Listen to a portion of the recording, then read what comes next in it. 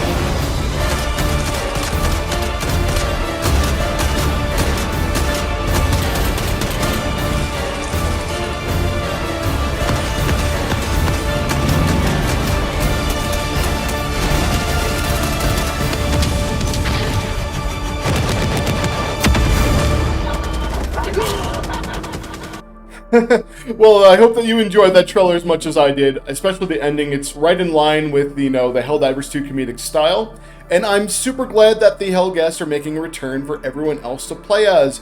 I kind of feel bad when I'm loading in and I'm wearing their armor sets and people are asking me like, hey, what is that, or how did you get it for any of the new players that missed the initial run of the collaboration. Well, friends, it's back on December 18th for everyone to go use. But let's take a break for a second on that, and we have to talk about, who the Helghasts are and where they come from, and them being in the Helldivers 2 universe has made them canon, so technically their home planet of Helgon, which is, a little bit of an industrial hellscape, is canon. I don't think that we'll ever see it or have it be a defensible or playable planet as a biome for us, but, it exists somewhere in a pocket dimension, I guess, for our Helldivers 2 universe. So, the Helghast are the units, the people that hail from Helgon, and they are no stranger to warfare. This is a warfaring type of people that are always going across the galaxy and trying to conquer as much as they can, fighting against, current day Earth and the ISA, ISGA, I forget these days, but that's who the good guys were of Killzone 2, but the Helghast always left more of an impression for the player base, so that's why, it's more fun that they're in the game and not the normal humans, I guess. But, yeah, they are superhumans in a way because they are mutated and genetically modified to be stronger, more resilient to gas, fire, weather conditions, and that's why it's reflected in their armor passive that we'll get in this game, which we're going to have to cover also.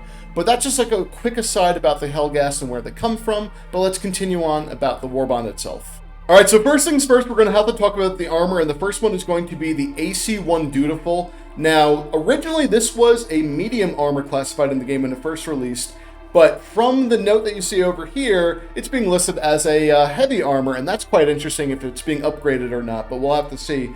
But originally it had an armor rating value of 100, so if it does become a heavy armor, that armor rating is probably going to get boosted to a 150, but we'll have to see on that.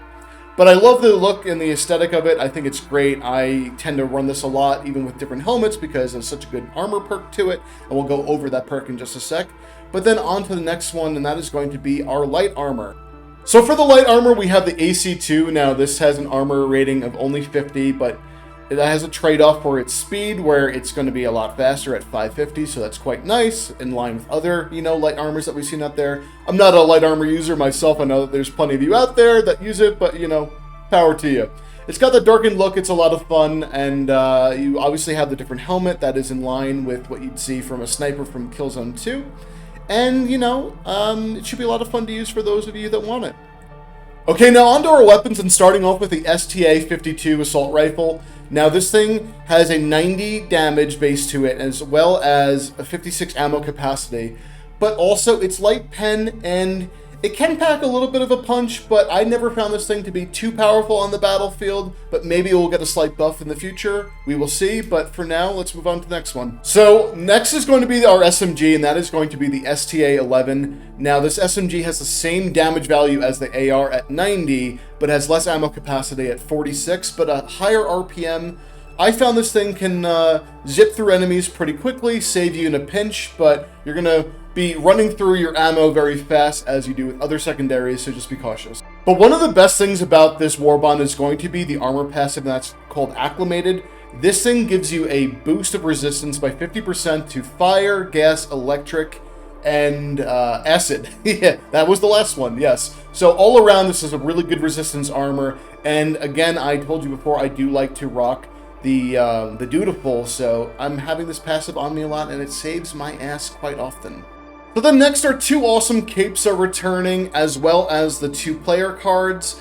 We are getting the title, but the fun thing over here is that we're gonna get new armor patterns for our vehicles. So our mech, our car, our our Pelican. It's pretty awesome. I like the overall pattern. It's got a bit of a shadow camouflage to it, and it looks pretty sweet. I'm definitely gonna rock this.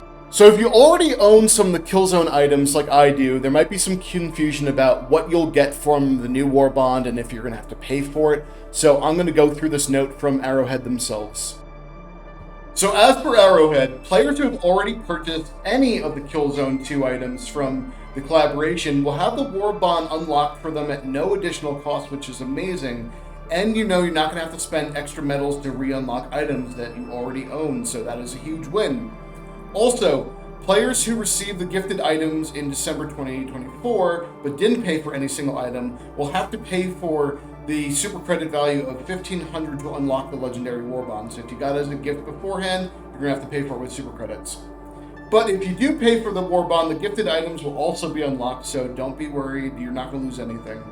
And then last bit, players joining after the Helldivers 2 collaboration can then access the Warbond at any time for spending 1,500 because it is not going away. This is going to be like the ODST Warbond where you can go and buy it.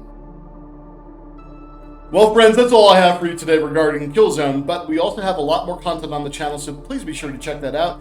And I'm working on another build video, especially for all of you bot divers out there that are wanting to be more effective on the battlefield, so I'm hoping to get that out soon. And of course, there may be more news coming out regarding the Game Awards show from Arrowhead, because there's a lot of content in the pipe right now.